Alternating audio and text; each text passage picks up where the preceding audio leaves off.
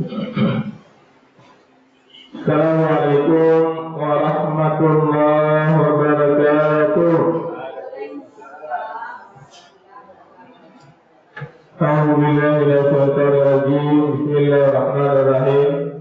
Alhamdulillahirabbil alamin. Asyhadu an la ilaha illallah wa asyhadu anna Muhammadan abduhu wa rasuluhu la nabiyya ba'da. Allahumma shalli ala sayyidina Muhammad wa ala ali sayyidina Muhammad. Ibadallah, ittaqullah tuqati wa la tamutunna illa wa antum muslimun. Wa qala ta'ala fi kitabil karim, a'udzu billahi minasy syaithanir rajim. Bismillahirrahmanirrahim. Qul in tukhfu ma fi sudurikum aw tubduhu ya'lamuhu Allah wa ya'lamu ma fis samawati wa ma fil ardh wallahu ala kulli shay'in qadir. Barakallahu fiikum. Bapak Ibu yang sangat kami muliakan, alhamdulillah kita bersyukur kepada Allah kembali dengan izin bahwa Allah menghadirkan kita di masjid ini. Bermohon kepada Allah Bapak Ibu kiranya kehadiran kita di masjid ini benar-benar tercatat insya Allah Subhanahu wa Ta'ala, dan kita semua mendapatkan pahala terbaiknya. Dan bermohon kepada Allah Bapak Ibu kiranya setiap detik yang kita lewati benar-benar bernilai ibadah. Dan bermohon kepada Allah kiranya hidayah Allah selalu menyertai hidup kita sampai kita tinggalkan dunia ini. Bapak Ibu penduduk surga yang masih berada di dunia yang kami muliakan, kita lanjutkan hikmah dan pelajaran dari ayat-ayat suci Al-Quran. Sekarang kita lihat firman Allah dalam surat Ali Imran ayat 29.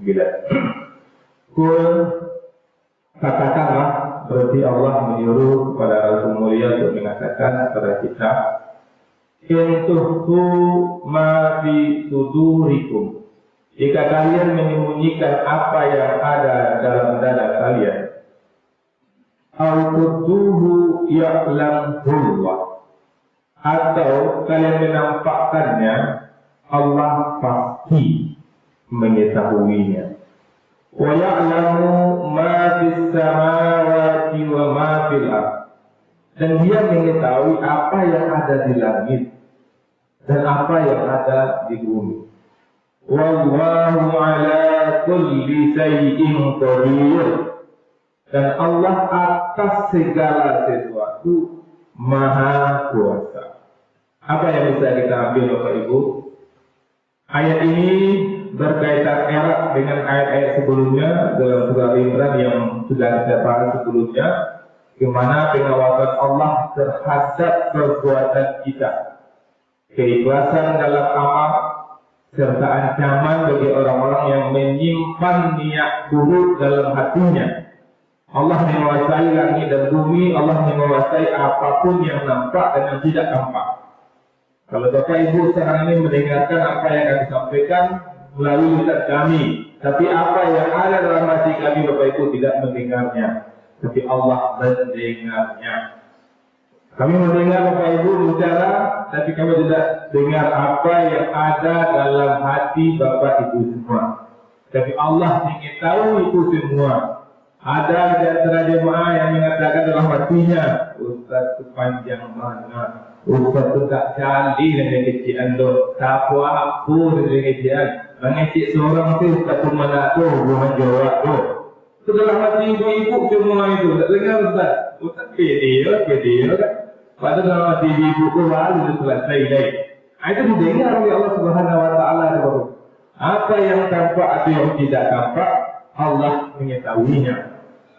Ali Imran 28 menjelaskan larangan menjadi orang kafir sebagai tema setia seperti kami katakan sebelumnya, dan ada konsekuensi bagi mereka yang melakukannya.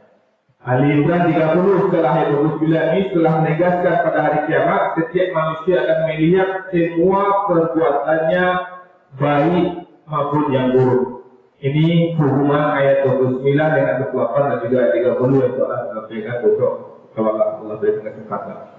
Hikmah dan pelajaran ayat 29 ini Bapak Ibu, yang pertama, Allah Maha mengetahui segalanya. Tidak ada yang tersembunyi darinya, baik yang tampak maupun yang tersembunyi dalam hati manusia. Itu yang kami katakan tadi. Yang kedua, keikhlasan dalam setiap amal, karena Allah mengetahui isi hati. Maka kita perbaiki amal kita Bapak Ibu. Dan setan di sini hebatnya. Ketika setan mengatakan jangan salah oleh di rumah saja, di rumah saja sekali kan apa? Tapi tak lawan setan. Jalan kita Bapak Ibu ke masjid, nampak gerombolan orang di depan rumahnya tidak ke masjid. Kita pakai, boleh salah, kamu serati. Langsung lihat di lintasan hati kita Bapak Ibu ada rasa bangga, itu bahaya. Maka kita camkan keikhlasan dalam setiap amal, karena Allah mengetahui isi hati. Maka seorang mukmin harus selalu bertindak dengan niat yang benar. Ketika kita betul-betul karena Allah, dan ketika ada keinginan untuk dipuji oleh manusia, astagfirullahaladzim, astagfirullahaladzim, astagfirullahaladzim. Mungkin kita misalnya puasa Bapak Ibu, puasa Senin Kamis misalnya, kita ingin orang tahu bahwa kita tahan Bapak Ibu. Mancing-mancing orang bisa supaya dia tahu kita tahan Bapak Ibu. Ini penting Bapak Ibu.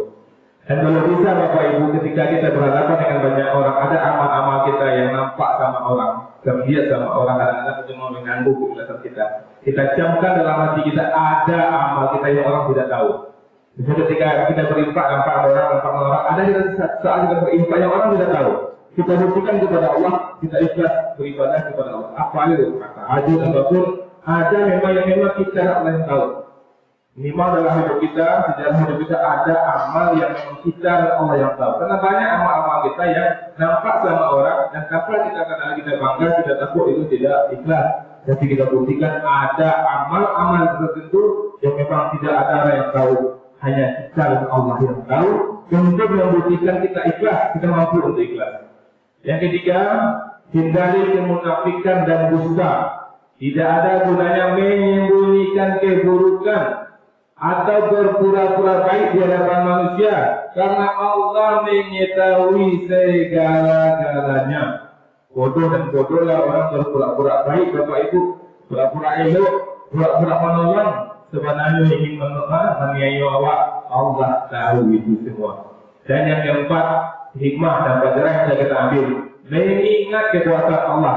Seseorang harus selalu sadar bahwa setiap amal akan diperhitungkan dan tidak ada yang luput dari pengetahuan Allah. Maka tidak masalah tidak tahu manusia Bapak Ibu, awak tolong ini, awak sama menolongnya, sudah tu tidak diperhatikan, tidak masalah ya Bapak Ibu. Bahkan ada kami menemukan seseorang Bapak Ibu, karena dia dengan si Ani keflek.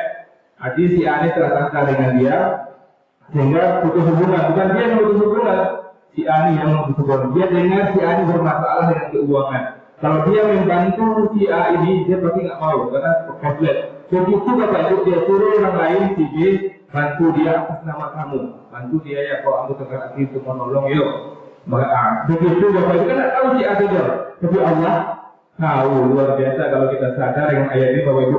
Betul-betul nikmat Bapak Ibu. Tak kecewa awak dalam mengadakan anak, menolong suami, membantu istri, tak diperhatikan di istri, tak diperhatikan di anak, tak diperhatikan di orang tua. Allah memperhatikan. Assalamualaikum warahmatullahi wabarakatuh.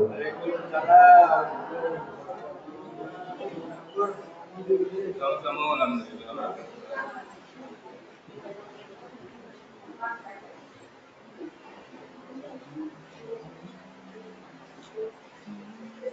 Terima kasih banyak Allah hidup. Haji pada komentari sedikit. Terima kasih dari itu ceramah Pak Haji itu iman saya. Pak Haji itu orang tua kita. Oh ya.